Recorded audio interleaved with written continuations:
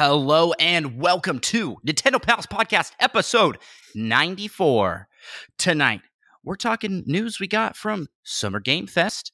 We will also be going over the best games you can play during the summer and a whole bunch of rumors, but not rumors, but also rumors again.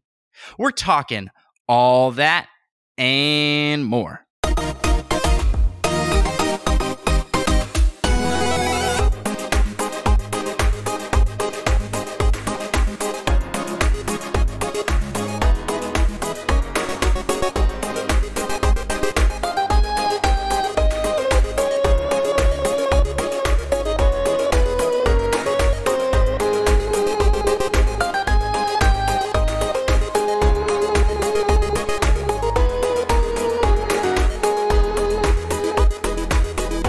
Well, greetings, fellow Nintendo pals. I am Andros, for those that are new here. This is the Nintendo Pals, the weekly Nintendo podcast where we cover games we're playing, Nintendo news, rumors, and community-submitted questions and topics, plus whatever else we would like to talk about that's Nintendo-related. And I say we because I'm joined by the mysterious and ever awesome permanent guest host Micah. Yup. Permanent guest host, I feel like is I maybe a little too I like active. the title. Yeah. Well, Micah, how the heck are you? I'm doing pretty good. Nice. The real question is, how are you doing? I am also doing pretty good. It's been a pretty fun launch day for Mario Strikers. I've played quite a bit of that today already, and it's, what can I say? It's Strikers. We were talking about how gorgeous the game case looks. It's so good. It's super good. Not only does the front look super good, have lots of weird reflections, but the inside of the case also looks super good. Just ignore that I have Mario Odyssey in here.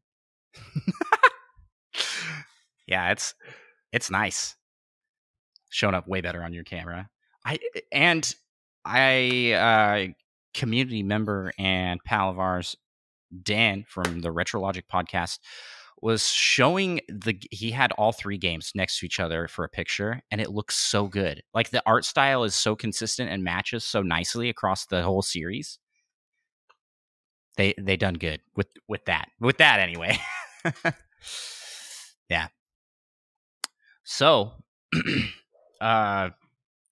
definitely check out Mario Strikers Battle League, but we'll talk about that. But before we do, Micah,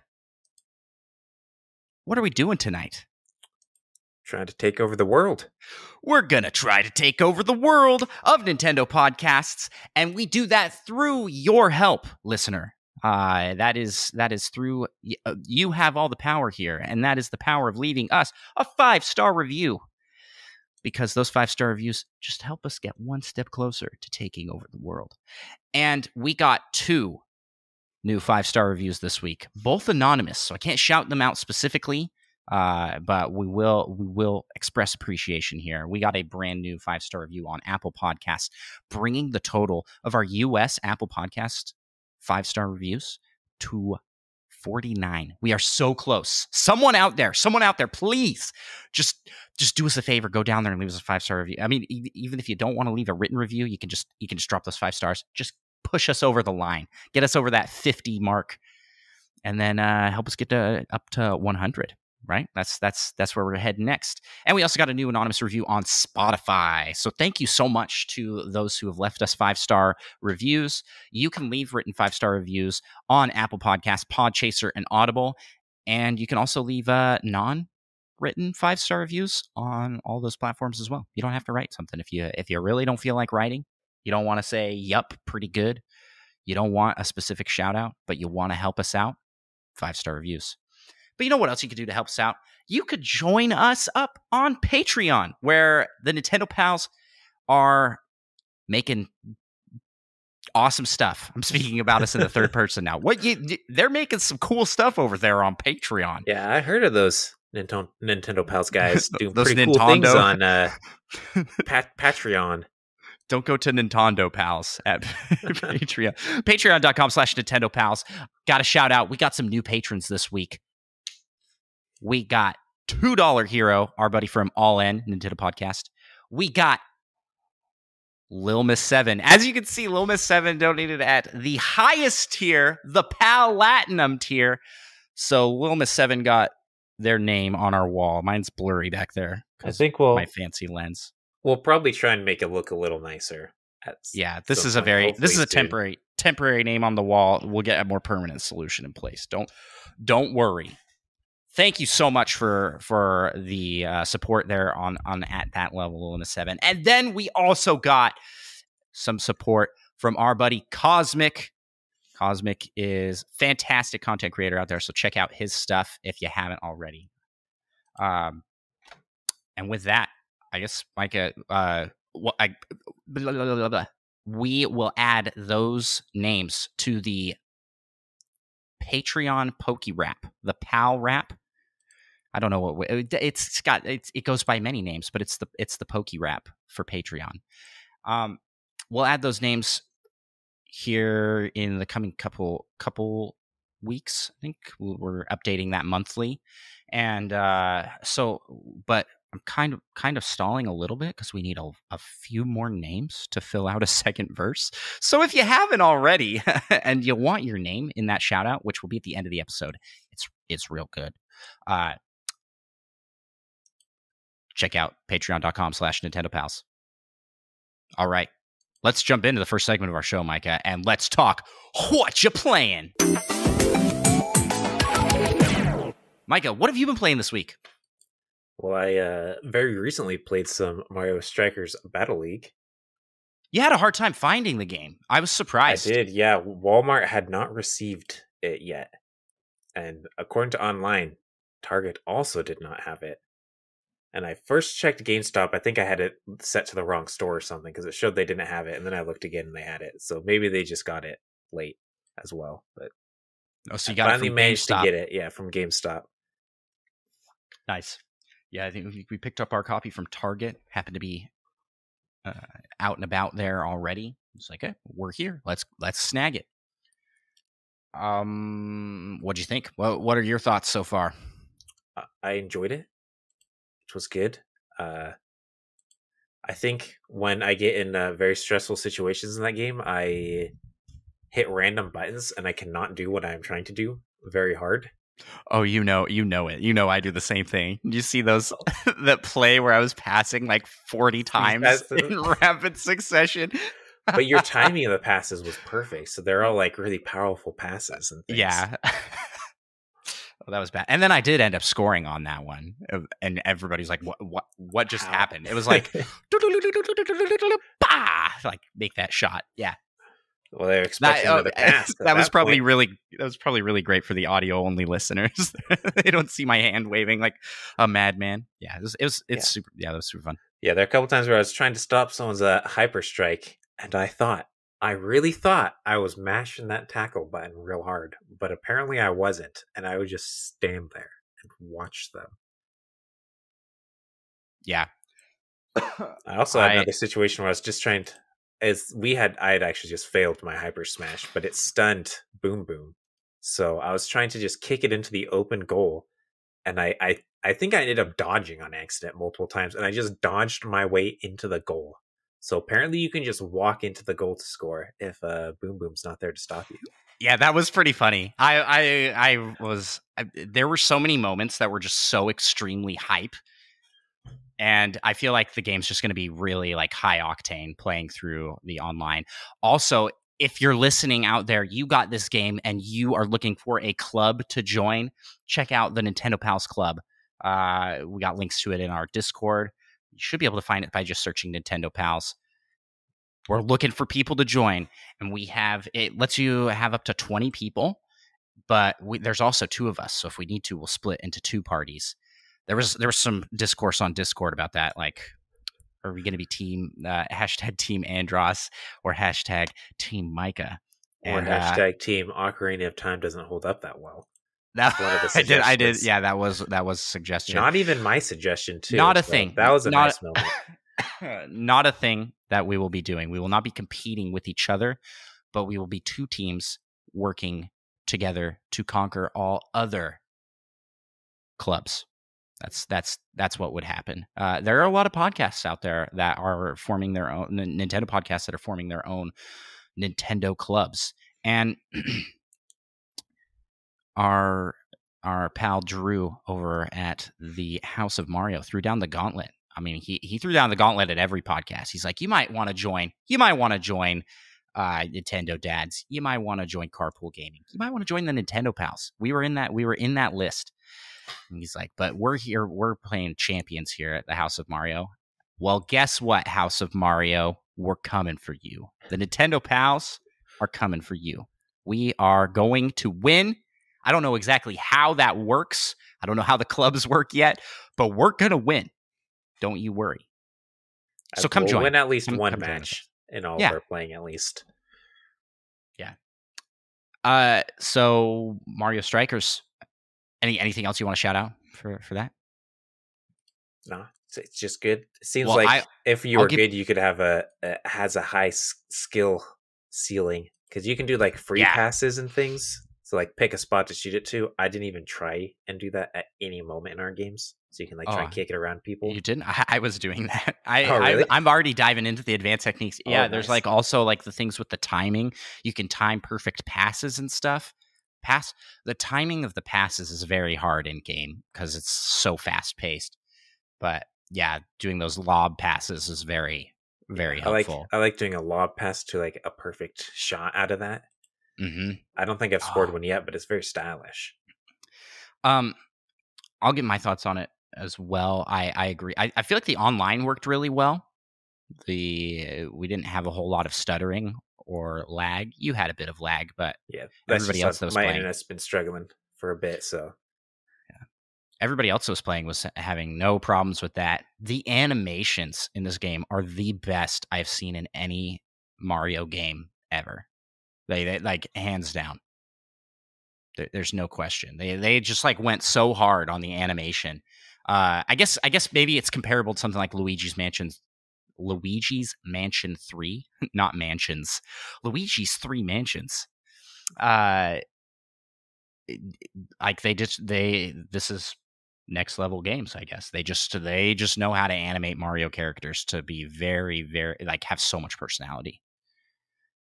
And Waluigi, top tier animation. Whoever did the animations for Waluigi deserves several raises because it is so good. It looks so nice. The best is when you get like scored on. So you start with the ball in your possession, and Waluigi's just laying there. Yeah, he does. He's got like the like magazine cover pose, like laying on the ground, like looking at it's so funny. Yeah. And on the opposite end, if the other team has the ball, he does a little chicken dance and then points at them. Like, I actually never noticed that. It's really good. It's really good. I don't know why they just gave him so much personality in his just regular animations, but all of the characters like victory animations and loss animations, all that stuff are really good. The super strikes are really, really cool looking. Yeah. But I gotta say, Waluigi's my favorite for the animations. It's so good. Yeah. That's Mario Strikers. That's my thoughts. I think it's so that's my positives. I'll throw in some negatives here. There's not a lot of modes really to do for like single player. It's very online focused, but while being online focused, there's some limitations that I find a little bit frustrating. One being that you can't play 4-player co-op on a friend's group. Like you can play with one friend. Yeah, and so you can if you're limited to 2 systems essentially. So you'd have to have 2 on one and 2 on another. So it's like technically possible, but But the silly thing about that is that you're not limited to 2 systems for online, because we played with 4 people online, but we had to play 2 versus 2. It would not let us play 4 on one team. Yeah, which I feel like if they're going for this to be a competitive online game, like they've positioned it to be, and the online's working really well. It needs to have the option to play 4-player online from 4 different systems on one. I guess it makes it more complex. Potentially 8 systems involved. Yeah, but I don't know much about internet to know how difficult that is. I do think that like that's probably the ideal way to play, because you can coordinate more effectively with 4 players. Rather, because there were moments where Micah was playing on a team with me, and he would pass the ball and take control of the character and not realize he was the character and be like, pass it to me. I'm like, Micah, you literally are the person with the ball. Well, to be fair, that time when that happened, I was lagging really bad. I was like a full second behind, so they weren't doing what I was trying to do with what I thought my character was. But yeah, that was a little embarrassing. I should have realized that I was passing it to an NPC. Well, it's just it gets confusing on who's controlling who in those matches. So that's my ask for Nintendo, is like I want it to be 4-player co-op to be an option, because I wasn't even an option in club mode. You could only play with 2, and that's 2 systems. So you can, but you need to have someone local playing with you, which we did. For me, my son played with us. So we had 3 people on one team against 2 people on the other. Super fun. It was still really fun, but not having that is a little bit annoying to me. And then I don't know. I kind of wish there was just a little bit more to do with the clubs. The season starts in 9 days as of the date of the recording of this episode. And so we'll see what happens once that starts. And it looks like you earn currency that you can spend on cosmetics for your field, but they're not crazy. I would like to see more added to that. Like you could change a pretty good amount. Well, I would like to see it so that you could like get more customization for your uniforms, maybe, where you could. Oh yeah, I mean that would be cool, but I mean with all the gear people are wearing, they kind of cover it up, or be a little difficult, I guess. I don't know. Yeah, you do have a lot of options right off the gate on what you can do. Maybe more symbols for logos and things like that. There's a lot of potential there. I see. We have played a lot of Fortnite, and there's always those types of things in the shop. Like you could get, or the battle pass gives you a whole bunch of like sticker type things like that would be really fun. So I guess maybe what I'm looking for is what they have over on Nintendo Switch Sports with its unlockables.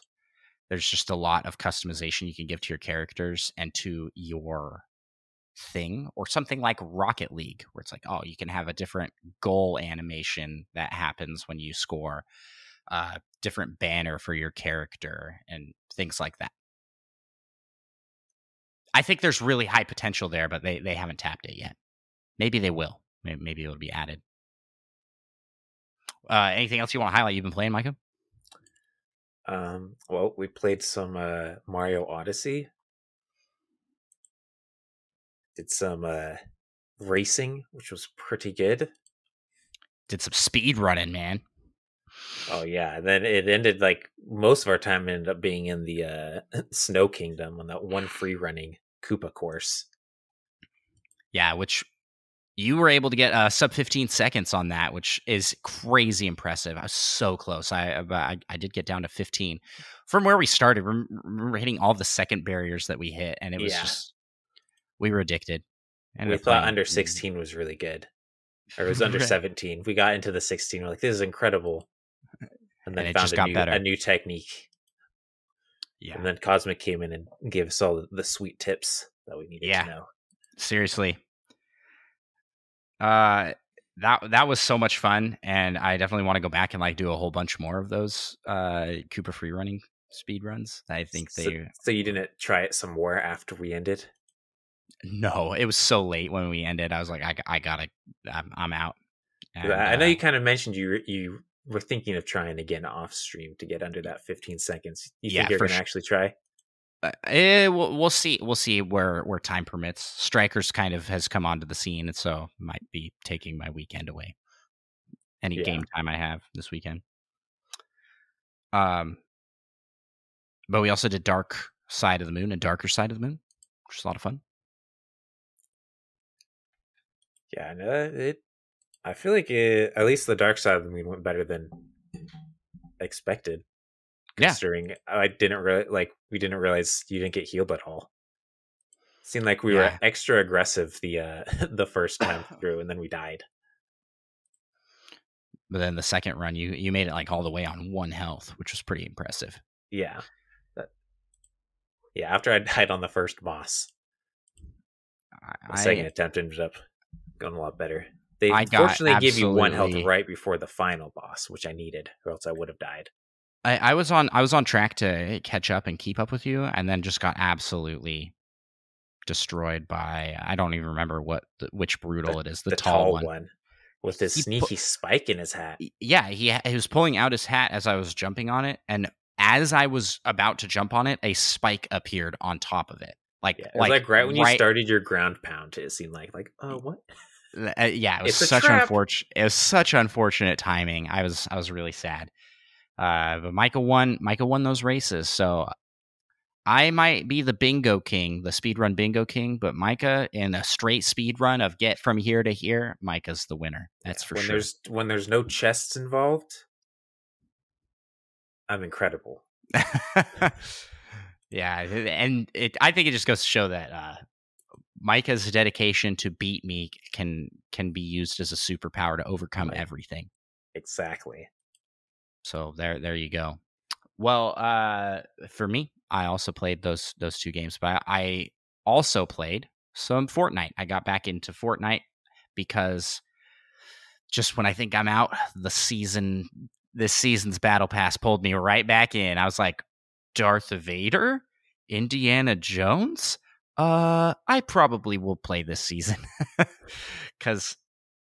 And honestly, the whole battle pass is one of the best I've seen in the entirety of playing Fortnite. All of the skins are really cool looking. All of the gear you can unlock is really cool looking. But here's the catch. I do not have enough V-Bucks to buy the battle pass. I am 50 short. And so it's at this point where I'm like, I don't want to buy more V-Bucks because you can unlock more V-Bucks pretty easily. But the first V-Buck unlock is at level 20. So I'm waiting till once I hit level 20, I'll be able to buy the battle pass and then take off. Unlock all those extra challenges and level up real fast. Yep. So I'm excited. And I really like the theme this season, which they just started, and it's vibin'. They added this whole new biome that's kind of a mushroom. The way I describe it's like a mushroom biome with like purple glowy mushrooms and purple trees. Purple trees, yeah. It's like it's like the visual representation of lo-fi music is what I would say. And that's what I mean. The season's all about vibing. I will say that because of that, the level up, which in previous seasons is an absolutely terrifyingly loud noise every time you level up. It always happens in a fight too, it seems like. Yeah, and you're just like, what's happening? As this like crazy loud music plays. It's like, you've leveled up. Ba, ba, ba, ba! No, now it's just kind of this like very chill lo-fi music that plays a little ditty. And liked that a lot. I am digging it. They brought back the baller, which Mike and I are big fans of that vehicle. It's just a lot of fun swinging around. Besides that, I may have gotten hooked back in to Spelunky 2 and trying to do a no money run of Spelunky 2.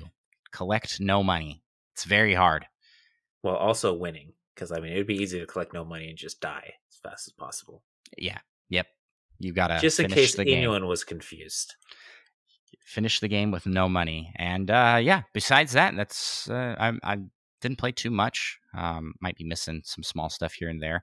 My son has been very into The Legend of Zelda: Breath of the Wild, so I have been playing that off and on as he asks for help to do some of the harder stuff. And most of the time, I just try and find a way to cheese it with my speed running and challenge run know-how. I'll just like, oh, I can just fly to the end of this shrine. Or there was one where you're supposed to put the little puzzle ball, the orbs that you like put, the orbs you put into a hole, and it like opens a door. You're supposed to launch it over several platforms that are automatically pushing. I was like, nah, I don't got time for that. So I stasised the ball in midair and then shot some arrows at it, and it just lobbed it into the thing it needed to go into. Perfect. I think by the time I figured out to do that, though, it would have been faster. It took longer. Just do it the right way. Yeah. I love Breath of the Wild speedrunning, and I love Breath of the Wild's gameplay. It's just so fun messing with the physics, because the way I ended up cheesing it was not like a hack. It was an intentional way you could play that level and play the game. And that is something that is super cool about that game to me. Yeah, it's also very, open-ended. Also discovered just how much I love octo balloons. So fun. They're one of the best items in the game. I wish that there was more with those. You could get bigger ones. That would be pretty cool. Who knows? Maybe in the second one they could last longer. That would also be pretty cool. Just a fun game. Just a great game. It never gets old. My favorite game of all time, for sure. Well, Micah, unless you have anything else. Well, I guess honorable mention, I did play some Rocket League, and they do have a Spike Rush mode. Oh, they got Spike Rush back in? You didn't tell me? That's like my favorite mode. Why? I just expected you to look and see every day, right? You don't log into Rocket League every day to see if they have Spike Rush? No, I'm not playing a lot of... like a double experience weekend. I'm not playing a lot of live service games. Like, I didn't play Fortnite at all last season. I think I played like once. I think I played 3 times. They just take too much time to stay in and keep up with, and I have so many other things I want to play. That's where I'm at with that, and that's why Rocket League sort of just backburnered semi-permanently. I will still play. It's still fun. But don't have time for that. But Spike Rush, that's a great mode. Yeah, that one's fun for sure. Well, before we move to the next segment of the show, I got to tell you all about our sponsor. Support for Nintendo Pals is brought to you by Manscaped, the best in men's below-the-waist grooming. And Manscaped offers precision-engineered tools for shaving in those Brinstar depths. Manscaped recently launched the Performance Package. As they say out there in the world of Nintendo gaming, you got to catch them all. And you could do that with this full package. You'll find the Lawnmower 4.0, which is a fantastic razor. I like it a lot. You also got... Gotta make sure I get everything on here. Weed Whacker. Nose and ear hair trimmer. The Crop Reviver spray. And the Crop Preserver, the deodorant for down under. And I gotta tell y'all, this stuff smells so good. Like, I don't know. I'm pretty sure no one else is smelling it. At least when I use it. like through the if you live in a place where it's humid, hot, it's nice to have good smelly stuff to cover some of that stank in stank places. That's for sure. Yeah, and with Father's Day coming up and whatnot, what better gift to get the hairy dad in your life than something from Manscaped.com? That's right. Treat yourself, your dad, your dad's dad, your dad's dad's dad, or just anyone, and get something nice from Manscaped. Now, I've got to share a story, Micah, because last time we talked about this, I had recently discovered that this is waterproof. And so I tried shaving in the shower today, the stubble on my face, because I hate shaving. I hate it. So oftentimes I let the face hair grow a little bit too long so that I can't get it with the regular electric razor. Because you have to trim it first. You got to trim it first. And this works really great for that. And I was able to do it in the shower, so there was no mess. It's usually my sink is covered in little tiny red hairs to grow a red usually beard. Try and like kneel down. How I do it to make less of a mess. Kneel down in front of the sink so it can't fly as far. It doesn't. This is the bomb. Because it was like done in the shower, and I just like rinsed it off in the shower, and no mess. And the lazy man needs that sort of feature in their life. So yeah, definitely recommend it. It's not just for below the waist. I mean, used it to shave. Cross pollinate. Don't cross pollinate. Yeah, I mean, yeah. Oh, I see what you're saying. I don't know a good way to say that. What do you mean? Don't swap between face and down below generally, at least without a real good cleaning. Yeah. But so join over 4 million men worldwide who trust Manscaped with this exclusive offer of 20% off and free worldwide shipping with the code NPALS at manscaped.com. That's NPALS at manscaped.com. Thanks to Manscaped for the support. Now let's move to the next segment of our show and let's talk Nintendo news. We actually got quite a bit of news this week to talk about because I don't know if you heard, Micah, but it's Summer Game Fest week. Full disclosure, I was not expecting a lot of Nintendo news to come out of this, but I was wrong. Summer Game Fest is interesting, though. I watched Seth, our buddy over at All In Podcast, reacting to it live. It's so long. The pacing feels... In a good way? No. No, not in a good way. Like, there was a lot of great games and I don't feel like it was badly presented, but the pacing feels so off. It just doesn't feel good. Nintendo, I'm spoiled over in Nintendo Direct Land. Not enough Prime 4. Where they just have such a way of presenting all of their news in such a short time span. Like, the long directs are like 40 minutes. And I feel like they cover as much, if not more, than what the Summer Game Fest general thing covered.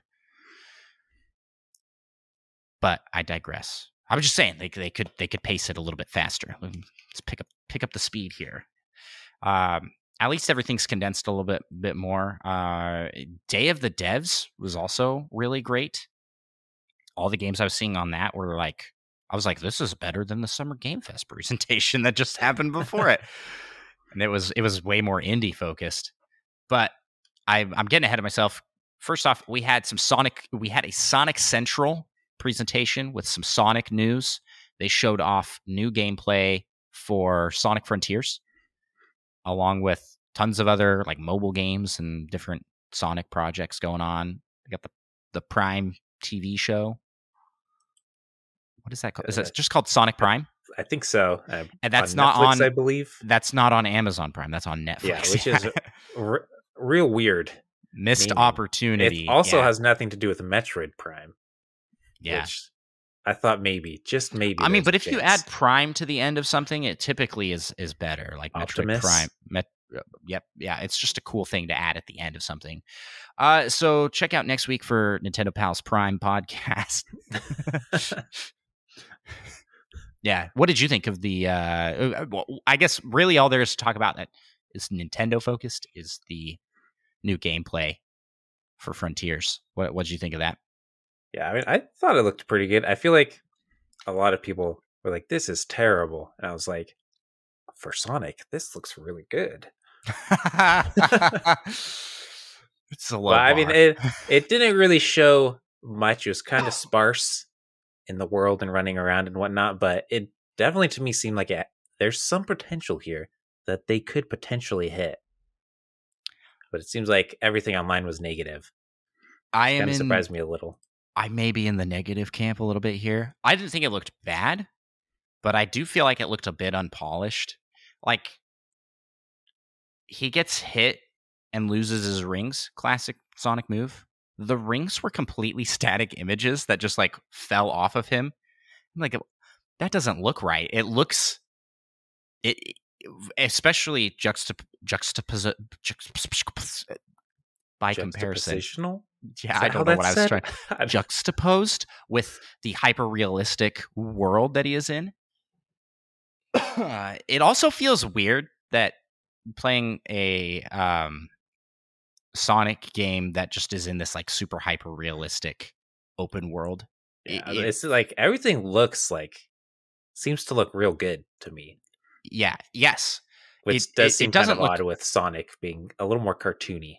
Yes, that's the problem. I feel like that doesn't mix very well. It should be more stylized if they've got Sonic in there. Otherwise, they need to put in the horrifying human teeth Sonic to really complete the real realistic. Those are the only two options they have, I'm sure. Another problem, though, like speaking of the Sonic movie, fans are calling for this game to be delayed. They're like, delay it, give it more time in the oven. It looks bad, like you were saying. And so there's like a rather loud portion of the fan base that wants the game to be delayed and is calling on Sega to do the right thing and delay the game, which is so bizarre to me. like the reverse of the usual. Yeah, well, I think it's just an effect. Sega's experiencing this especially because they did it for the movie. They let the fans bully them into changing a very good design to way better design. Where are you going with this? No, a very good design. No, it was bad design. But they. I can kind of understand why they tried the first design to make it, like you said, fit more in with the world. But it was a terrible decision. They caved to the peer pressure of fans. It worked out for them. I just hope that they stand their ground a little bit and don't just bend to the whims of what the loud portion of the internet will say in the development of their game. Because so fans don't always know what they want. They think they do. That is a problem, especially for this game. How many I've seen? Sonic is an old IP at this point. He's been around for a good chunk of time, like 20 years, right? 20 plus years. I want to say somewhere around 30. Yeah. And in that time span, you have had fans of 2D Sonic and then fans of certain 3D Sonic games, fans of like different eras of Sonic the Hedgehog players. And those players want very, very different things. And I'm seeing that a lot in the online discourse around this game. They're like, oh, this isn't Sonic. Where's our live and learn music? Where's our like 90s angst rock music? The real question is, where's Tails? Hopefully Tails wasn't in that. I just missed it. But then if you think back to like original Sonic didn't have that stuff. They had like Green Hill Zone, those types of music, and there's just a wide variety of fans in the fan base, and they all want something very different, I think. Yeah, you can't they all want everyone. They all want a good game. That's very vague. With different perceptions of what makes a good Sonic game. Yeah, everybody does. Because some are adamant that some Sonic 3D games are excellent, while others absolutely hate them. Some try to convince me that the original Sonic the Hedgehog games are like really great. Pretty good, yeah. I think they're pretty good. I don't think they're really great. They do not hold a candle to any Mario games. I'm sorry. No, to be honest, I had more experience with Sonic games back in the day than Mario games back in the day. Yeah, well, luckily you have repented and come to the side of good here at Nintendo Pals. Well, it's more like, unfortunately, Sonic games just aren't generally that good anymore. I love how that I thought you were going to turn it. I thought you were going to turn and spin it to make Sonic seem good, but you just made Sonic seem bad, even as you were arguing for it. I mean, Mario has just managed to keep on improving on itself, it seems like, and it doesn't quite seem like Sonic has done that. But yeah, they're like asking to like push back the release date of Sonic Frontier, but do we even know? It's just listed for this year, isn't it? Yeah. I mean, and who knows what they were showing off, because it could just be a very early build. And also, if Pokemon has taught us anything with Legends Arceus, it can be a bit janky and still be a fantastic game. So I don't know if delaying it will really change what people are thinking it will change. The animations and things felt a little stiff, and so maybe those things would be cleaned up, but it's not going to drastically change gameplay to give it more time or design. They're like, all right, scrap it all. We're going to start over. So yeah, I am cautiously optimistic for how this one will go. It looks like it'll definitely be better than most 3D Sonic games. So there you have it. Sonic Central, Sonic fans, I apologize. Send all your complaints. What Sonic 3D games have you played? Micah at nintendopals.com. What Sonic 3D games have I played? Yeah. I played a little bit of Unleashed, Sonic of the Black Knight. That's so far, that's pretty comparable to me. I think I've played just a little bit of Sonic Unleashed and the Black Knight one as well. Yeah, only a little bit of both of those.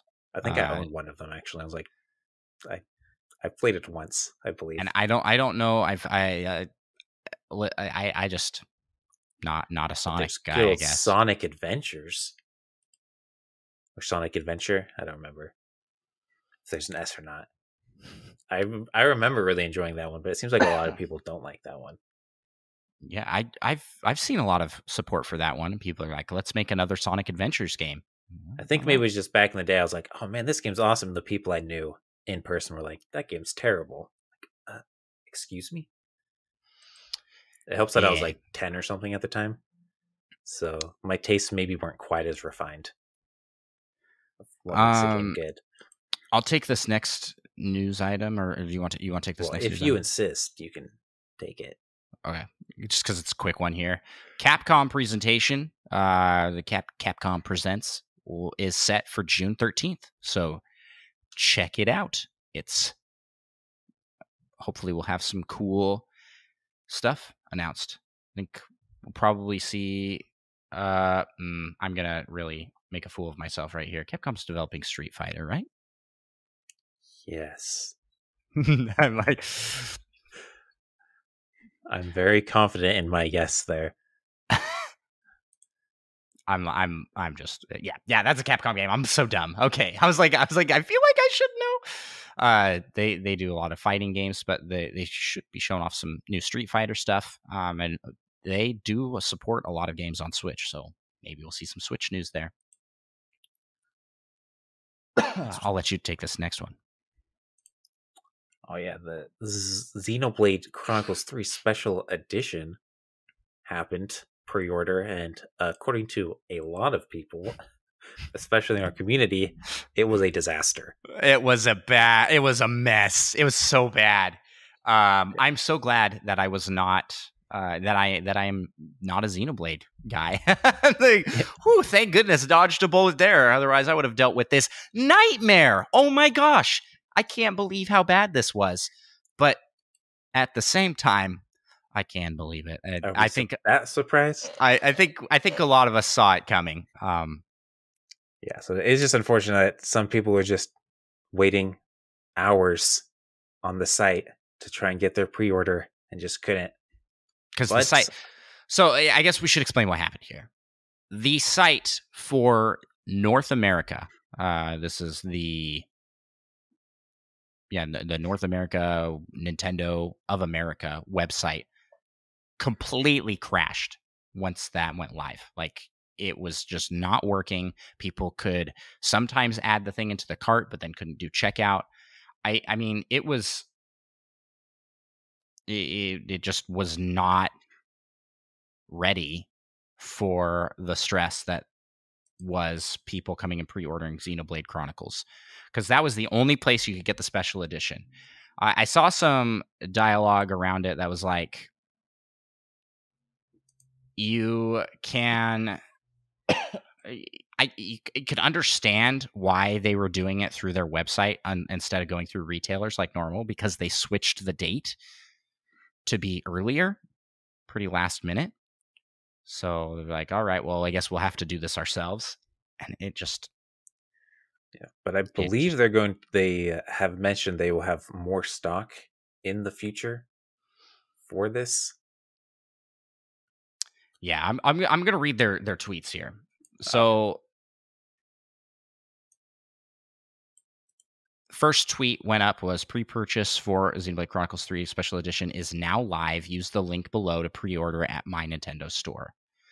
Shortly after, they tweeted out, we apologize for any inconvenience that you may be experiencing while attempting to pre-order the Xenoblade Chronicles 3 Special Edition. The My Nintendo Store is experiencing high volume of traffic, and we appreciate your patience while we look into the issue. Followed by, we recognize that many have been unable to pre-order the Xenoblade Chronicles 3 Special Edition today on My Nintendo Store, and we sincerely apologize for this inconvenience. We are continuing to investigate and work towards resolution of the issue. And then finally, like you stated, they followed up with, pre-purchase of the special edition will be made available again at a later date. An update will be provided once timing is determined. It was like, we're looking into this issue as it's live happening and people are panicking. I mean, I saw so many people that were trying to get this as part of the live deal, and it was so badly executed.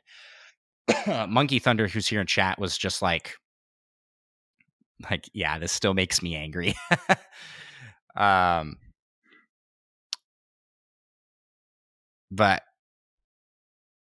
I don't think I don't know of a lot of people that even got one, because that was how badly it was handled. Other places, the pre-order went up on the Nintendo Store. Reportedly Australia, Europe. I think I don't remember other places around the world were like no problems at all. Yeah, I wonder if their infrastructure is just better, or if demand was a lot lower. I don't know how big Xenoblade is. I'm going to say that demand was lower. That has to be the factor here, because I can't imagine that Nintendo would be having different infrastructure internally for different locations, other than, I guess, the physical servers themselves, which maybe everybody else gets really cool ones, but then the biggest audience in the world in North America doesn't have good ones. Wouldn't surprise me too bad. I mean, I feel like you can't really blame Nintendo that much, because it's not like they can just have the amount of servers they would need to have gotten everyone their pre-orders like all the time. I assume, just like such a peak. I do think we can blame them, because I mean, it was their decision ultimately to do this from their website. True. Which, if they needed to outsource what were they more sites. What were they expecting? We experienced this kind of slowdown both times that they had the pin sets up for the My Nintendo Reward program. And that's like for pin sets. That's like a very niche part of the audience, like the hardcore fans. And this is not as nearly as niche. It's still niche, I guess. It's not. I mean, this wasn't Mario Kart 9 going up for pre-order. Only special edition, only available here. Could you imagine how that would have gone? It probably would have been about the same. The servers probably would have exploded. Like, we are currently, the whole website's gone down. They're not tweeting out anything. They're like, everything at Nintendo is broken thanks to the high volume of traffic we've received.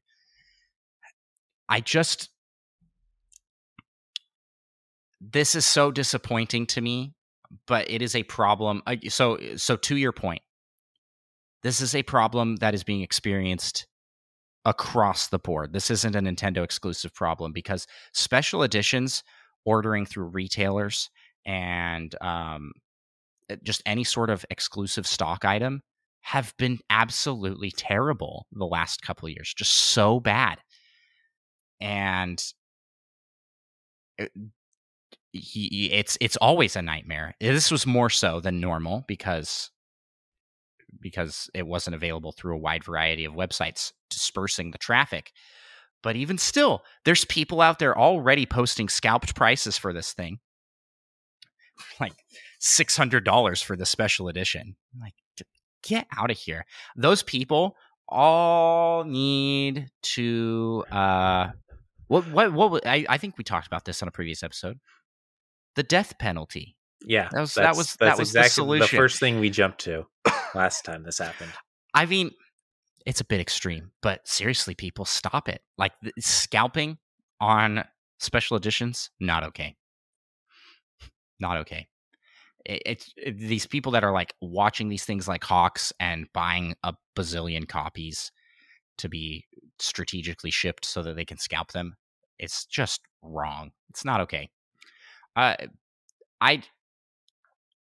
it's a huge problem everywhere. And I think the way to fix it is make more. Yes. How about you do open pre-orders?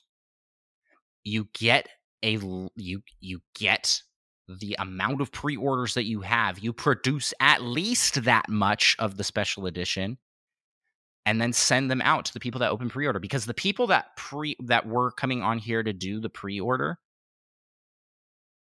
would have ordered this months ago.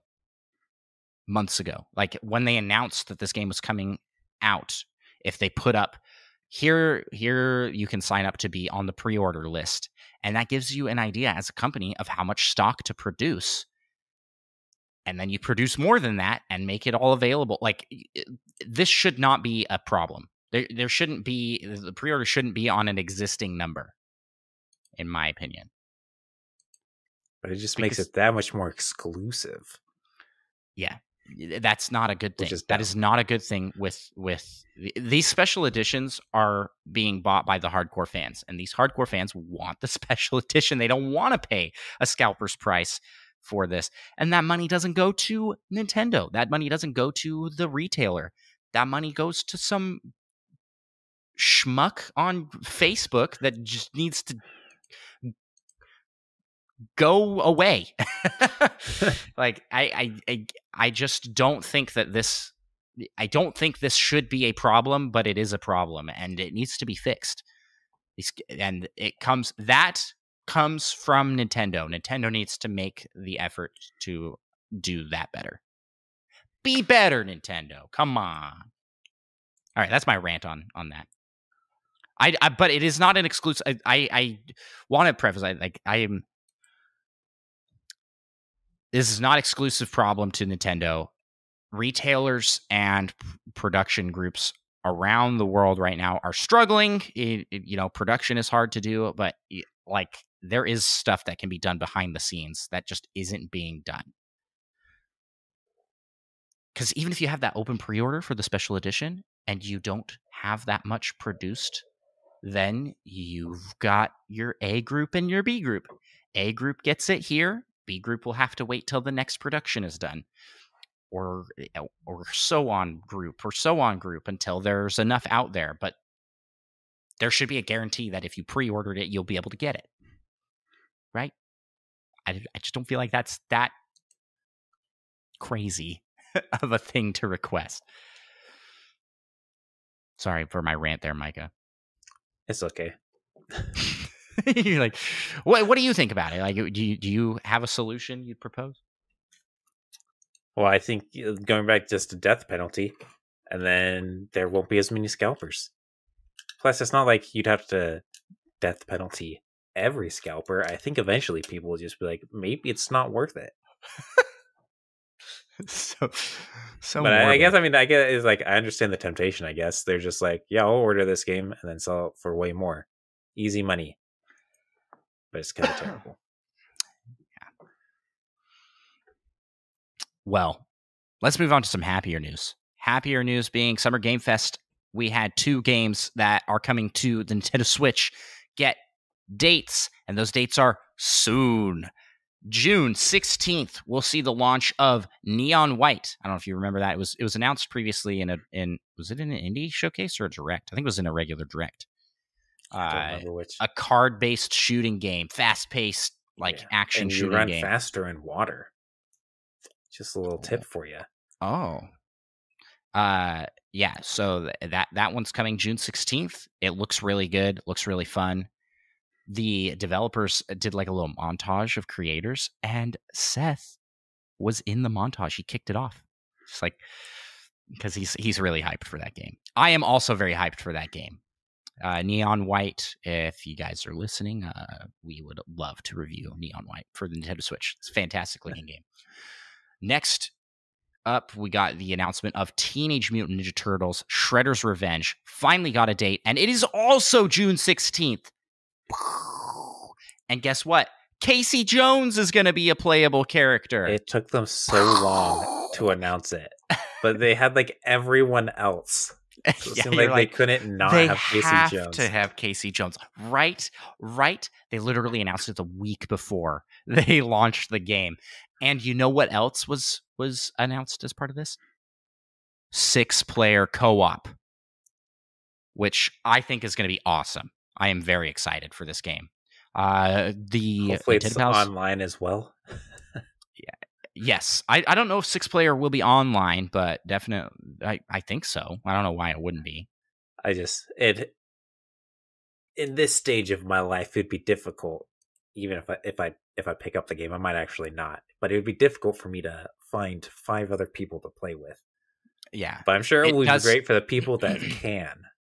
It does have online multiplayer from what I believe was announced. I just don't know if the 6-player co-op is a thing, if it's limited. I am so excited for this game. It's a day one purchase for me.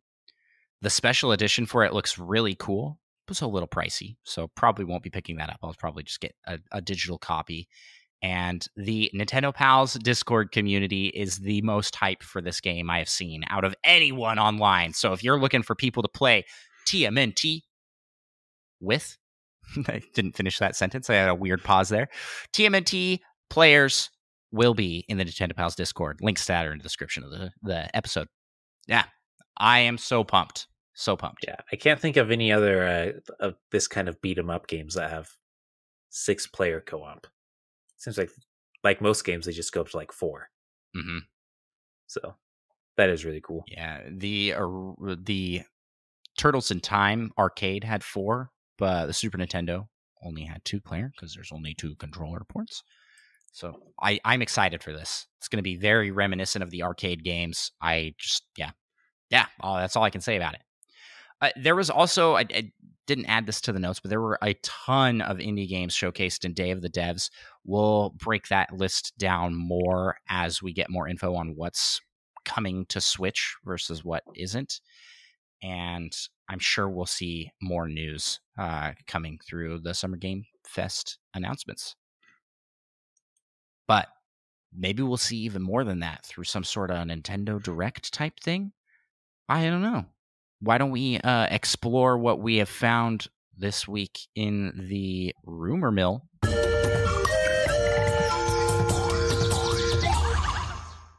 That is right. We sent the rumor Pikmin out once again, and they've come back with some great rumor fruits. First off, E3 is rumored to be coming back in 2023, and I will believe that one when I see it. Yeah, because I believe they also mentioned in person, supposedly, right? I don't think it's happening.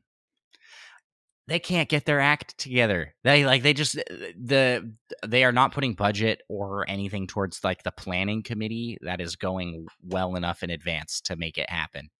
It just seems like it's dead. The world's gotten their taste of no E3, and I don't think it cares enough. I miss it. Make E3 come back. I miss it. I think it was a fantastic presentation and expo, but they just have not done a good job, and they let it die. It was a combo of people letting it die off as it's gotten more of a public event versus a private showing for media, and now it's like that's just kind of being done by each of the game companies in their own respective sphere, and Jeff Keighley is laughing all the way to the bank with Summer Game Fest. So it would need a drastic rebranding and replanning to be consistent and well, like it just needs life that it does not have, and I don't think it will get. I think that will have to come from somewhere else. Yeah, you'll take the next one. Yes, there's been a Nintendo Direct rumored, and then not rumored, and now it is rumored again to be a thing coming soon-ish. Yeah, you were asking me about this in the pre-show earlier. What does this mean? So it was originally rumored. There was a leaked email from a content creator that got early access to a game. They did not list the game, but they did a poor job covering up the title of the game with like a little blackout thing. And so someone with Photoshop figured out it was neon white. so they got it, and it was confirmed that was a real email that was sent out, and Neon White just did not ask for a NDA in the email, and so the person's like, free game, I could spoil this for everybody. That person's a turd, by the way. Thank you for that. You're welcome. That's the attention you get here. But so it was like it's coming out the 16th, and the rumor around that was because it had been previously announced by a Nintendo presentation that it would be a shadow drop in a Nintendo Direct next week. But turns out that's not true, because it was in Summer Game Fest, and it was it doesn't prove that there's a Nintendo presentation is going to be in anymore. Like, but that person that emailed said that they also had several other games that they did have NDAs for that led them to believe there was a lot of evidence that there was something coming next Wednesday timeframe, or like next timeframe. So, I mean, the rumor was very proved by this email and then kind of discounted, but it's back again. And the Switch Pro rumors, which I'm sure will be back at some point soon. Yeah.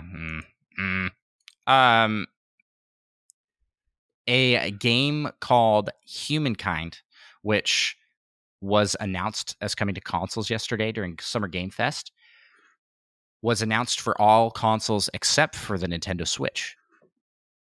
Monkey Thunder was the one that pointed this one out on Discord.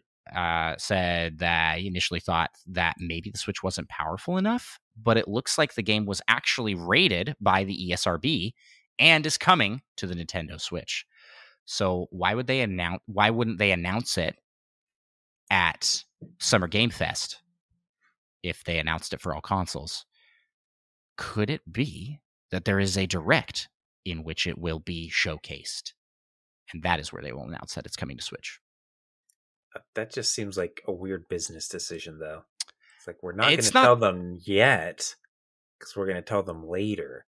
Yeah, it's not that crazy, though. I mean, Shredder's Revenge did the same thing. They originally announced it, and people are like, is this coming to Switch? It's got to be coming to Switch. And then it was eventually announced in a Nintendo presentation that it was coming to Switch.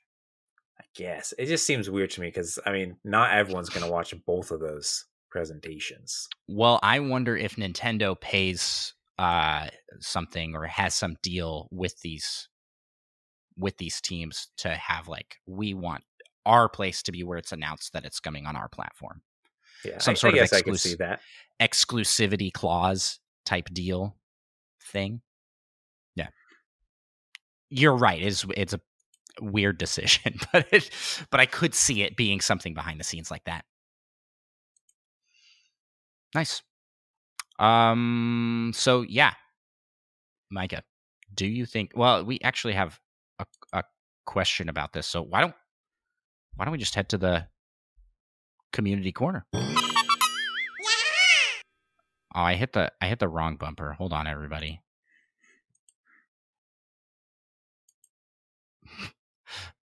The community corner. The best part is I'm going to have to edit that in post somehow. People are going to wonder why you're laughing. Well, usually what I do is I actually do just put in the wrong bumper in the edit, even though I could fix it. And like, nah, that's too much effort. So thank you for bearing with me on that. Yeah. So first question here that ties perfectly to that point I'm going to ask comes from Daisy Rose on Spotify, who asked a question on Spotify last week. Thank you, Daisy Rose. Appreciate you asking questions. It says, will Nintendo do a direct and treehouse like E3, or will they just skip it? Preface our answers here with, we do not know. We are not Nintendo. We know nothing. We don't know. But what do you think? What we probably have less than 50% accuracy in these sort of yes or no questions. So, but I mean, I think they'll have some sort of direct in the summertime. I mean, they got to tell us about games somehow. I don't know if they'll quite do like a treehouse, unless they want to announce Prime 4 and show us a whole bunch of new content. So you think it'll be a direct but no treehouse? Yeah, most likely ish. I'm gonna say I do think that we will get a summer direct as well. I think maybe they might show off some the new Mario Kart courses or something, because they got to be announcing the new wave pretty soon, or showing it off. I think we are much more likely to see if we do get a treehouse presentation, we will see a Xenoblade Chronicles 3 and Splatoon 3 showcased at that. That's true. Those are coming out pretty soon. Mm-hmm. Or maybe there will be some brand new game announced that will be coming out very soon as well. We also have Bayonetta 3 looming with the 2022 timeframe, which you and I both kind of predicted would be an October game. Yeah, I don't think they're going to skip it. I don't think they will. I think we will have a presentation, but I mean, I'm getting a little bit nervous. It's not going to be early June like I was hoping. Because it can't be too early June anymore. No, the earliest would practically be mid-June. Well, because we're coming into the date of recording, which is June 10th. We're coming into the weekend. If they're doing it early next week, they would have to be like announcing it and then doing it the next day, which they have done before. But for an E3 type presentation, that seems a little weird. I feel like they would give more notice than that. Like at least a week. I'm gonna be so upset if it's a shadow drop of a presentation. That will be a poor decision. It'll be like 2 a.m. Eastern time, and it'll be 4 hours long though, or something. I would just cry. I would just cry. Yeah. So I'm worried that it's not going to end up being June. Like, what if it gets pushed back to like early July? Early I July. wouldn't too much, but I miss my. It's always like June 14th to the 16th or something. Mm-hmm. Yeah. It would be a great way to, make up for the absolute disaster that was the Xenoblade Chronicles 3 pre-order. Like, oh, here's a presentation. Distract him. Yeah. Yeah. Fantastic question, Daisy Rose. I guess we'll move to the next question. You want to take this one, Micah? By Presto the Magnificent on Discord asked, what Pokemon do you want to get new regional forms for Scarlet and Violet? And then I guess also, what would the new typing and or design be? That is a good question. Do you have one handy? I want an alternate form of Gyarados that is essentially just a big, dopey Magikarp. But it's real big. Oh, okay. I like that. So it's like a new evolution, kind of like Galarian Meowth. Yeah, so like evolves Magikarp into just a bigger and it's Meowth. just like still a useless Pokemon, essentially. I'm surprised you didn't. Pokemon. I'm surprised you didn't say this one, but what came to my mind was a new regional form for Shuckle. Shuckle, yeah. I mean, of course, I was eventually going to get around to Shuckle. I guess so. The question was what typing and look would so you gave it the look. What typing would you give the big dopey Magikarp? Would it still be water? And then I'd probably throw a normal. Is Magikarp just straight water? Yes, and then Gyarados, it's water dragon. So you want to do something water flying? Because I want to say electric attacks are like doubly, like 4 times as effective, I guess. You're right. It's water flying. So maybe they just make it water dragon. And water dragon. Yeah. You know what? I like that. I like that idea. I don't know. So Shuckle is right currently it's rock type. I want to say.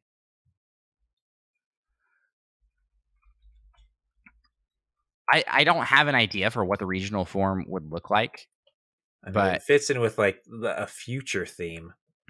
Could be like a slightly more tank-like upgrade to steel.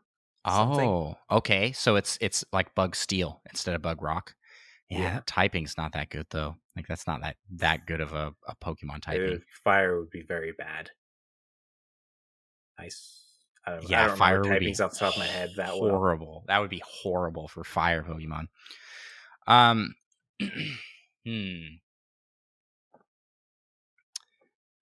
And what would it look like? Micah has a better or maybe imagination than I do. Apparently, it's a Shuckle, and it's just absolutely ripped, and its shell is just like a small shell on its back, and it's just this huge ripped Shuckle with its still regular noodle head. But its shell, it just becomes like a shoulder guard because it's so big now, and it's fighting Bug or something. Yeah, a lot of these regional forms end up looking to fit the region that they're in and what things look like in that region. I just don't have enough background info or knowledge about the region enough, of Spain to know what is normal and not normal there. But another one that I would like to see get a new regional form that I think would be fun to see a redesign. Snorlax would be cool. And I don't know what it would be. I think it would probably be like I'm trying to think of things that Spain is known for. Just Google, what is Spain known for? And I mean, you got to factor in that there's potentially the future past theme. Yeah, there's like I feel like we don't quite know enough. I'm seeing a lot of pictures of matadors. Tapas. Can't forget those. And bullfighting. Yeah. I'm seeing a lot of bullfighting pictures. I mean, not really an alternate form that I want, but I want an evolution of Dunsparce. That needs to be a thing. Dunsparce feels like it would fit really well with this region. I don't know. Like that feels like something you'd see in Spain. Be walking around and be like, oh, here's a Dunsparce over there. And it's 5 feet long! The video is so funny. That's the only part I remember of it, though.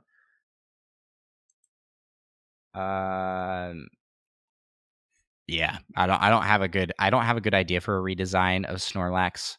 Maybe it's Snorlax, but he's just a robot and he's piloted by a smaller Snorlax inside. I think he just looks. He's piloted by a smaller, like Munchlax, inside a big Snorlax robot suit. I feel like that one it could potentially fit with like the more prehistoric theming, but I don't know. Yeah, I sort of just think he's just like if you go with the prehistoric theming, maybe he gets some like mammoth like tusk things. Would be cool, and he's instead of maybe instead of that like green color. I don't know what color that really is, like bluish greenish color to him. It's like a brown furry color. So there you go. That's my idea. Thanks so much for the question, Presto.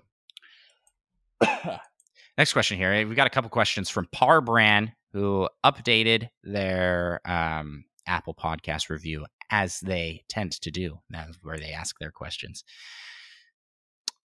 First point here, Andros and Micah, please Twitch stream Mariposa and Galaxy Man. Please do it. I was unaware of what this was, but I looked it up. I had previously looked it up because Parbran has suggested this one before. It is an indie game made by a, I guess, smaller artist. And they launched a Kickstarter for it that was unsuccessful, but the game still was produced and is available on Steam. Cool. It is not currently available on the Switch. So Parbran, I am sorry, but we will not be streaming that one. If it comes to Switch, we'll give it a go, I guess. But yeah, which I guess we don't exclusively stream things that are Nintendo, but we tend to stick to that. Because I think the only thing we have streamed that wasn't Nintendo was Valheim. I guess we get Baldur's Gate one, not Baldur's Gate, Gloomhaven. Gloomhaven, yeah, those two. Yeah, we'll definitely check it out. Keep our eye on it. Maybe it'll be coming to Switch soon. And the next question for our brands: this month is Pride Day or Pride Month. Any plans? And then this, I was a little confused by the wording of this one. This question is for Andros. I'm not sure if it's the Pride Day question or this following thing that says, look up gameplay of Team Fortress 2. Which I am familiar with Team Fortress 2. Fantastic game. Not on Switch. Some nice clips explaining the characters and whatnot. Yeah, those are fun.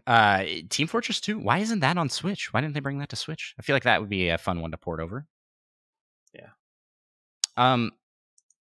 But any plans for Pride Month, Micah?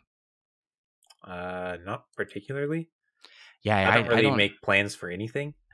I don't really like the recognition month things that are, I guess, pretty commonplace. You know, there's like there's a bunch. It seems like there's one every month. I don't typically do anything to celebrate those. I just kind of recognize that they're there. But we are appreciative of those out there that are celebrating. in whatever way, and hanging out with us Nintendo pals of all different backgrounds. We can all be Nintendo pals. That's for sure. Yep. Next question.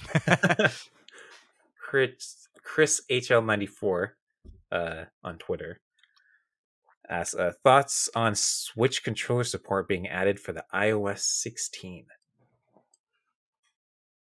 Which, I mean, I'm not an Apple guy, so I don't care. No, that's. I think this is actually really cool.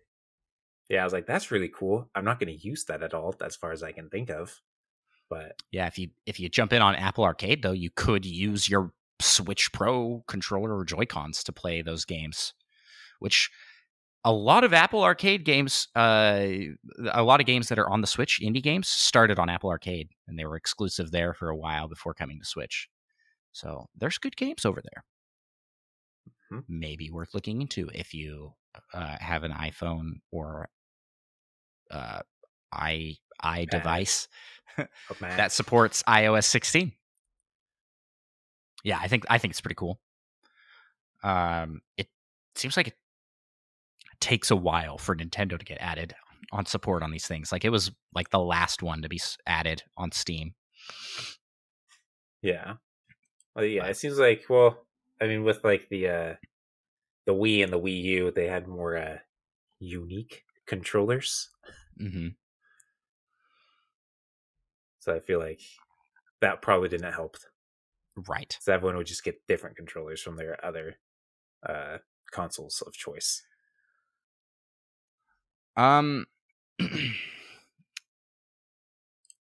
We have one more question here from which I didn't get it added to the notes. I'm sorry, Micah.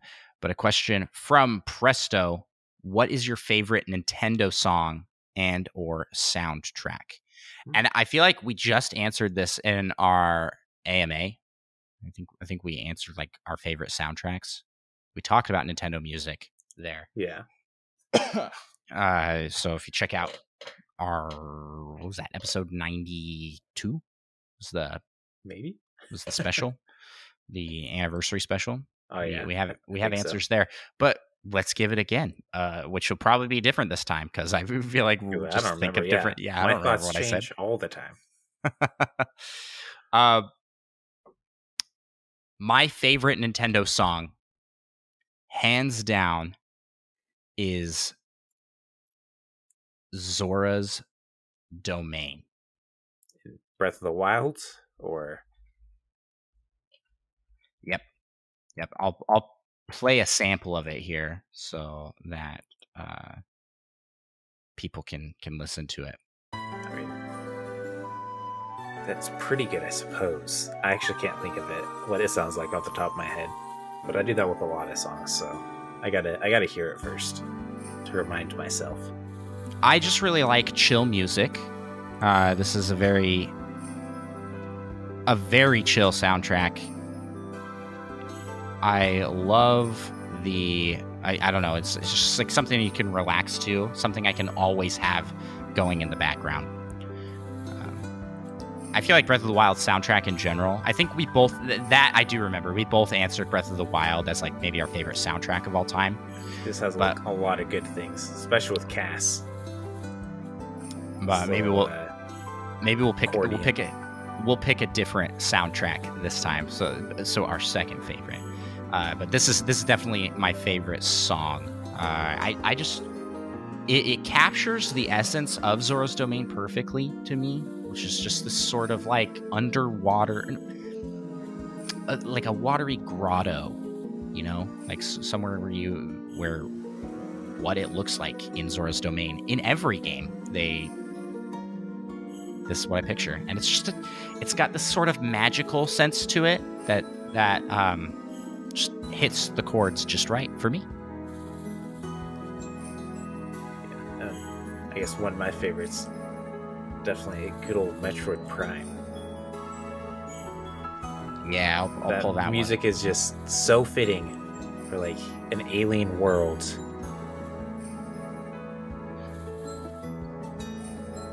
That's like the main theme, right? Oh, just all of it. Yeah, like the main theme's really good. Space pirates. What are you gonna pick for your favorite? Fendora Drifts. The Endora Drifts? Or what are you picking for your favorite song? I can't remember if it was actually Fendora or if it's something different. Pandora. I always forget. Let's go with the Space Pirate. Oh man, I remember this one's intense. Hold on just a second. Yeah, it gets you real amped for these fights. But I also have to throw an honorable mention to Golden Sun. That game has a fantastic Fendrana, says Cosmic. It's the second half of that name I always mess up. Not Fendorf. Fendrana. What a vibe shift from Zora's Domain to the Space Pirates battle theme. Oh yeah. Which has this like really creepy organ music leading up and then just goes full throttle. Oh yeah. You hit the good part. Oh yeah. It's so good. I hear a little bit of like Zelda boss music in this as well, as you listen to it. Yeah, but yeah, once again, shout out to Golden Sun, also a fantastic soundtrack. Good old Isaac's battle theme, or the Venus Lighthouse. Some of my favorites. Like the wailing guitar and that kicks in. Oh man, and it's so good. That whale, yeah. I always imagine like a alien whale or something. I don't know. I love it. I love the soundtrack so much. Yeah. It's so good. So good. I'm going to pick for my favorite soundtrack of all time that is not Breath of the Wild. I'm going to go with Pokemon Diamond and Pearl. Fantastic soundtrack. I am an absolute sucker for jazz, and it is a very jazzy soundtrack. And I just think that every single song in that game is a masterpiece. They have some really great music. So if I'm looking at like one of the best soundtracks of all time, that's up there. And then I'll give my honorable mention to Twilight Princess for having a really, really awesome soundtrack. The best Hyrule field theme in any Zelda game by far. And, just a lot of the classics mixed with some new stuff. It's really good. Thank you so much for the question. And that does it for this week on the Community Corner. So, Micah, what do you say we close out here with the last segment of our show, and let's go into the PAL topic.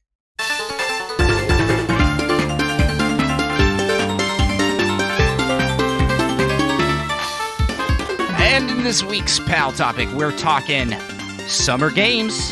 That's right. We have put together a list of 10 games to capture that summer vibe. And we'll kind of give our explanations for why. And these are 10 games to play during the summertime, summer break. It's that time. Maybe you're finishing up with school and you are out on summer break. Maybe you have a really cool job that gives you a summer break. I wish I had that kind of a cool job. Or you are just taking a lot of vacation because it's summertime and it's the time to get out and do stuff in the sun. Well, here are 10 games that you can play to capture that feeling of summer. Starting off with, I guess these aren't really in any specific order. So I'll give favorite way to list things. I never list things in order. Boomerang Fu. Boomerang Fu to me captures the essence of summer. When I think of summertime, I think of bright colors. I think of sunny. I think of like beach party. And Boomerang Fu has a lot of that vibe to it. The music is very upbeat. The colors are bright. It's focused on all these food items that are very like summertime theme almost. We got like the burger, which I feel like is like a classic summer barbecue dish. So yeah, That's my first pick because I feel like it just has that essence, you know. Yeah, and I got Mario Sunshine, which I feel like doesn't even need any explanation. Yeah, it's just real sunny all the time. You got a water gun with you, essentially. That's a summertime game for everywhere. Sure. You can get sunglasses. I actually don't remember that. Yep. And it makes the screen darker. A whole nother reason to love that game. I mean, Mario is wearing short sleeves. That's how you know it's summertime. Like, it's kind of weird looking. It looks like he like rolled up his sleeves and just kind of flex out there. But yeah, Mario Sunshine. Honorable mention then to Odyssey because he goes without a shirt in that game. That's true. Yeah, Mario Odyssey does have Mario Odyssey kind of captures a lot of vibes, but some of those, the Bubbling Kingdom is like such a vibe for summer. You can get the Mario in swim trunks or Mario in snorkel gear. Just go enjoy a nice summer trip in Mario Odyssey. That would be such a fun place to vacation. Yeah. Minus the octopus monsters and that stuff. Might be a little horrifying. But it's got that friendly Leopleurodon. I don't know what it is, actually. Yeah. Is it Bessie? Plessy? That sounds vaguely familiar. I don't know if I'm thinking of something else, though.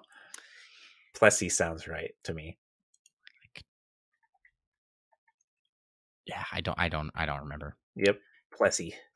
Unless we're thinking of a different one. This one's orange. I was thinking of one that was Plessy blue. Is the 3D. Yeah, that's the one from 3D World. My next game I'm going to list out here is Stardew Valley, which Stardew Valley has all seasons in it, but I feel like a lot of the non-winter seasons all just kind of give that summer vibe of just going outside, exploring, farm life, you know, spelunking in some caves. I don't know. It feels very summer, and it's a fantastic game to play over summer break because it's one that you play for an extended amount of time over time, which is kind of similar to one on your list, Micah. Yeah, I rearranged my list a little bit. Yeah, so I'll go with Animal Crossing next. Yeah, especially New Horizons, which takes place on an island. Yeah, that island life. Oh, that's Animal Crossing is such a great game on the Switch. I really have fallen off to the point where it is completely dead, but I have a very cherished But you put a lot of time in 200 to get to that dead state. Yes, I have a very cherished 200 plus hours into it, and I mean just the mood you get in playing that game is so nice, so nice. Love it. Love to play it. Why did you pick it? Because there are beaches, aka it's summer time. I'm like my long drawn out poetic explanation, and then Mike's like, "'Cause there's beaches." What more do you need? It's simple sunny. You can go snorkeling and diving. Well, you're gonna love my explanation for my next game then. My next one is Fortnite. And the reason I'm picking Fortnite is because Fortnite always has seasons that change as the game has been progressively going. And they typically do a summer theme. And this season's theme is Vibin', and it does have a very summertime beach party, dance party type theme going to it. And I like it a lot. It really does give a vibe. And that's the summertime vibes. Yeah. My next game is Pokemon Snap. Because guess what? That game also has beaches. And surfing Pokemon. That's true. So, Alolan Raichu is the mascot for summertime, man. Gotta get that surfing. My next game, which there's not really a good transition to this, but Splatoon. I'm picking Splatoon 2 and Splatoon 3, which will be coming out in the summer. What about Splatoon 1? You can play Splatoon 1 if you want. For all 10 of you that have a Wii U, pick up Splatoon 1. You have to say 10 of us because you have a Wii U now, too. Oh, yeah, for all 10 of us, yes. I don't know why this screams summer to me, but I guess it's just the bright colors, the happy vibes, and the ocean. Yeah. The world is like covered in ocean now, so beaches everywhere. Beaches everywhere. Yeah. Yeah, my next game is Rocket League because they tend to do these nice little summer events. Yeah, similar to Fortnite. That trick you into playing more during the summertime. I always like their summer. They added like the beach court, and I really like the design of that one. That's right. They have a beach court, field, stadium, soccer field, stadium. That's what we're looking for. Yeah. There's a theme on what I consider to be good summertime games. It's anything with a beach in it. Exactly. Monkey Thunder in chat says Splatoon is the ultimate summer game in his mind. So made the right choice putting Splatoon on the list. Yes. Yeah. I think Rocket League's summer event is probably their best season for sure. So is agreeing with me in chat. Says, yeah, that was the best event, I think. Yep. And I don't know why this one's my last one, but it sort of is good. Nintendo Switch Sports is my last one. It's got volleyball. And where do you play volleyball? On the beach. Not in this game, but that's actually why don't they actually that would actually be called beach volleyball? It's very different than regular volleyball. Why don't they have that though? Like that would be really cool. Beach volleyball. Have you ever tried to animate sand? No. I feel like that's an excuse of why they couldn't do it. Literally every game on my list has a beach. And oodles of sand. Yeah. Well, yeah. What's your final pick? I don't really have a good reason. I just I feel like it's so this one's more capturing a vibe. Summertime, you can go outside and play some games. Exactly. Sports. I associate like outdoor sports and just sports in general with the summertime because I play a lot more during the summer myself. I say that like I play sports ever. But yeah, it's sort of that. It's got that vibe to it. Plus the togetherness of being able to play Nintendo Switch Sports with a group. And I feel like summertime's the time you get together with your family, your friends, and you play some games. Yeah, I guess I'll not my last one, but honorable mention to Mario Party 4, which does have a beach volleyball game in it. That's true. Yeah, I see Cosmic in chat. The black star. Yeah, Mario Party 4 best summer game. I literally didn't even see that in chat. Oh, you did it? I did it. He literally put that exact comment in chat. That's funny. That's great. Great minds think alike, Cosmic. Great minds. Yep. Yeah. Schlimtor puts Bad News Baseball on the NES is a summer game for him. And some great honorable mentions here. I do think Mario Party in general, that was an honorable mention on my list to just have a Mario Party game. I don't know why, because they got some beach courts levels. What do you call those boards? Stuff. I just feel like point. Yeah, in the new one, well, and actually the last two, Super Mario Party and Mario Party Superstars both had a beach themed level. But I just think that the overall vibe of the game, getting together, playing a party game, that's it. Yeah, so I guess for my last one is actually a game I haven't played, but it is Maneater, and you play a shark. You saved that one for last. I forgot you put that one. I believe you munch people at times. And where do sharks munch people the best? At the beach. That's right. And then it comes full circle. Everything about summer is about being at the beach.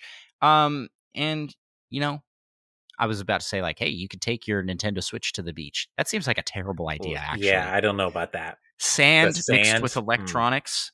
Not a good idea. No. But you could take it a reasonably close distance where you can see the beach and be enjoying those beach vibes while playing your Nintendo Switch.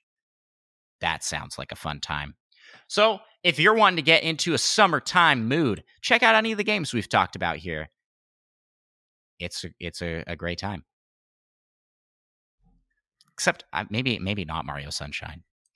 How dare you? Because I don't like that game that much. Dare you? And 2, because it's only available on Switch through the Mario 3D All-Stars bundle, which is no longer available for sale. I'm sure you can find a used copy. You can find it some places.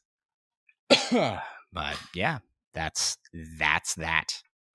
It's actually it is a really great port on there, I'd say. Summer games. And that, Micah, is where we will wrap up this episode of Nintendo Pals Podcast. Thanks so much to everybody who gave a listen to this show. We appreciate everybody who tuned in for the live stream. Remember, you can check out the live stream for Nintendo Pals Podcast over on our Twitch. That's twitch.tv/Nintendo_Pals. And you can follow us on social media anywhere. We're on Twitter. We're on Instagram. We are on YouTube. And we have a Discord. So, yeah, links to all those things will be in the description. Come join the awesome community of Nintendo Pals that we have got going. And as we close out here, I want to give another huge shout out and thanks to Lil Miss 7, who is our Platinum tier patron producer. And if you want to be awesome and help produce the show, you can check out our Patreon over at patreon.com/NintendoPals and be featured in the Pal Poke Rap, which we will close out with now. We gotta rap some Patreon. You just do the singing. I'll take care of the hard part. Let's get it on. We want to be the best that ever was. And shout out our pals over on Patreon. OD, Riz, or Retro Dodge Day. You done the game or Slim or Spider Shan. Solo something, Brian Eck. That's all for now, so come on, join in. Catch 'em, gotta catch 'em all. Gotta catch 'em all. Patreon. Let's get 150 or more, yeah, please. To be a Patreon donor is your destiny. Thanks, everybody who stuck around. We will be updating that as we get new patrons. So please, please, please check it out. And we'll talk to you all next week.